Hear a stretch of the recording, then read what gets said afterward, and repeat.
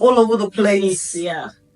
And yeah, I think it'll be interesting. And with the HollywoodBets Super League, like I said previously, although it's not a professional league, I think it has provided a pathway for some of our players to it really has have access to professional setups. I mean, we saw early in 2024 the Shamase twins who were playing at UJ. Yeah.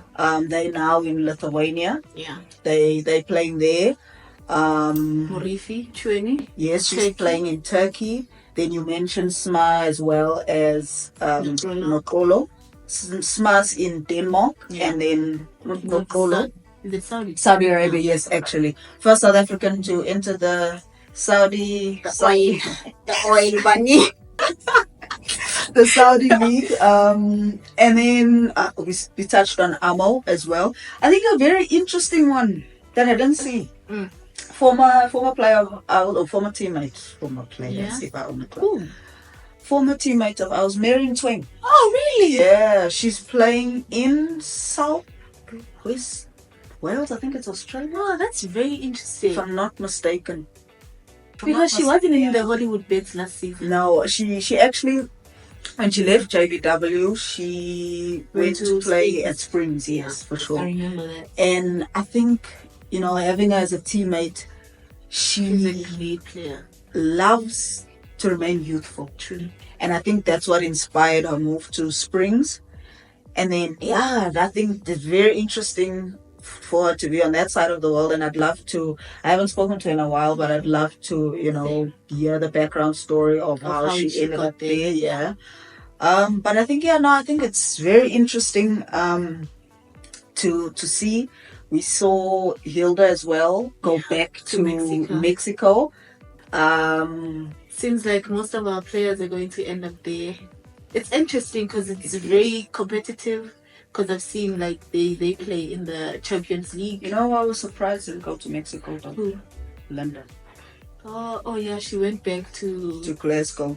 And I think as we're heading into a very busy 2025 with season, the national team. Exactly. I think that's so good to see that she's back at a club where she was getting game time. She's getting game time. She was winning championships, and I mean, and where she feels appreciated and valued. Because I think that's when a player will give you 110%, when they feel like they are an asset to the team and they're embraced by the team. I mean, we saw on the socials her teammates were so happy to have her back. Yeah, because when they revealed the name, they're like, oh, and they had to describe her in one word. And what they said, I was like, I'm so happy she went back there because she's very appreciated. And you can see that the players are actually excited to have her back because they know what she can bring to the team, and things like that, man. I can't wait to see her dancing in Morocco, man. she gave us some viral videos,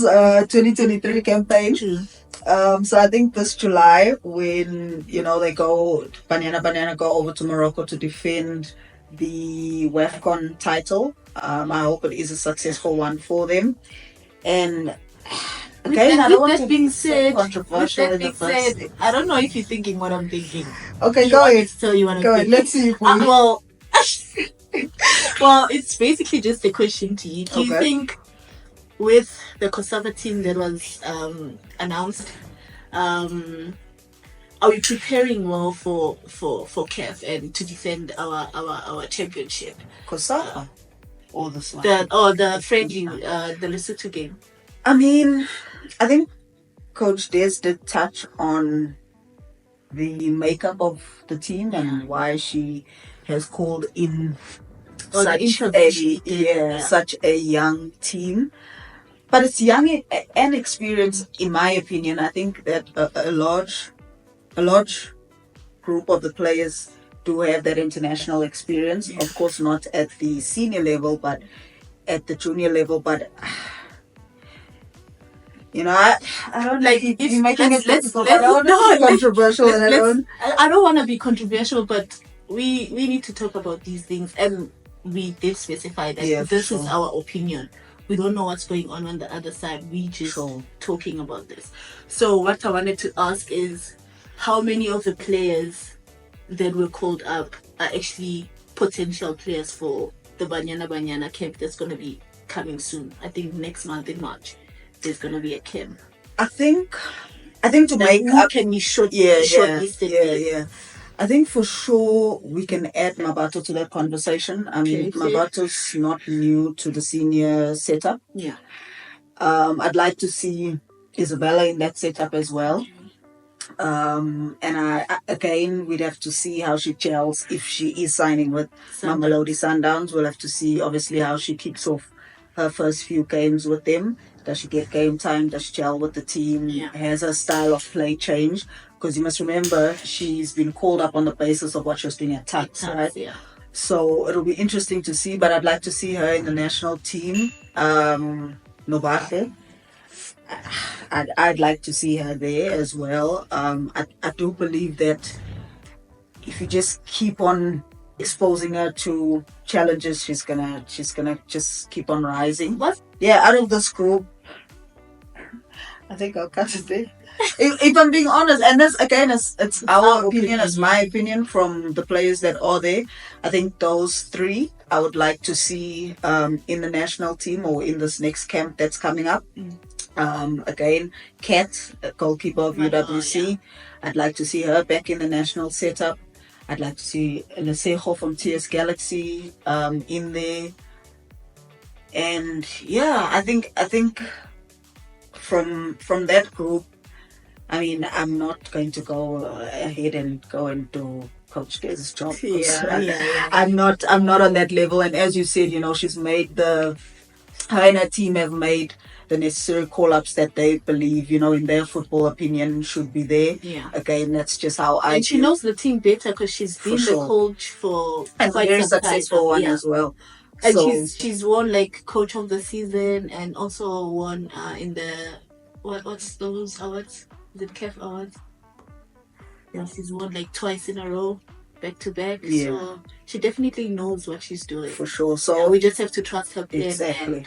So with that, again, that's just how I view football and, view those players, I think.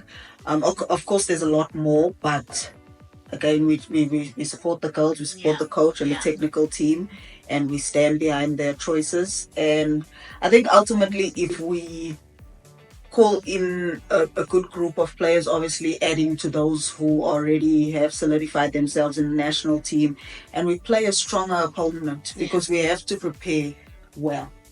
Not to say that our COSAFA counterparts or neighboring countries are not that good, but once you start going higher up in Africa, when it comes to physicality, Nigeria. We saw an enormous influx or export, rather, let me say, an enormous export of African players playing now in NWSL, also in Europe. So also there, I think higher up in Africa, the game is growing individually through their players, as we've been able to see through Tembi, Jermaine, Hilda. And they're actually doing very good. They're doing very well. So it's like I'm saying, we need the right opponent to measure ourselves, before going into the tournament, because we don't want to get there and now we're shocked, with what the other countries present to us. But yeah, I think it's a very full 2025 calendar, not only for the senior women's national team. I mean, you have your under 17 World Cup coming up, qualifiers for that, under 20s as well. And yeah, I think it's a lot that we've. But luckily they have us. We're gonna segment by segment, slowly. Slowly we'll get you there. And yeah, man, thanks for tuning in. Thanks for watching us. And until next time, enjoy the first round of fixtures this weekend. And I can't believe it's this weekend, bro. It feels like we've been waiting for quite some time now. I know, for me it felt really? For me it felt so quick. Really?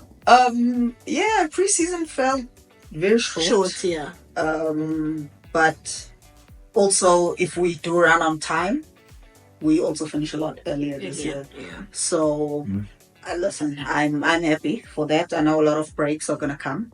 Yeah, with the national team being this busy. We take it as it is. And until next time. See you next time. Bye. Sasa sakhuluma Talia yo.